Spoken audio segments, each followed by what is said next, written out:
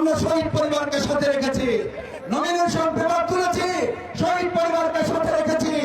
যখন আমরা প্রতীক বরাদ্দের জন্য গিয়েছি, শহীদ পরিবার জুলাই যোদ্ধাদের সাথে রেখেছি।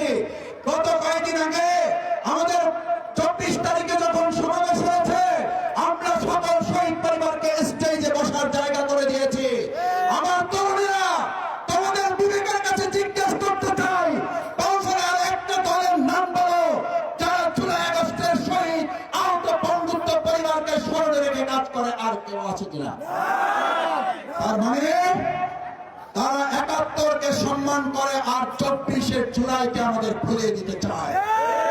আর আমরা বলতে চাই, ৭১-এর মহান মুক্তিযুদ্ধকে ধারণ করার জন্য ২৪শে জুলাইকে কেউ ভুলাতে চাইলে বুঝতে হবে সে একজন ভণ্ড ভুয়া মুক্তিযুদ্ধ ছাড়ার কিছুই নয়।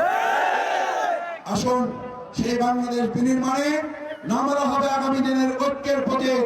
কাঁধে কাঁধ মিলিয়ে সবাই মিলে কেন্দ্রে গিয়ে ঐক্যের প্রতীক, ১১ দলের প্রতীক দাঁড়িপাল্লায় ভোট দিয়ে বিজয় নিয়ে আসবো ইনশাআল্লাহ।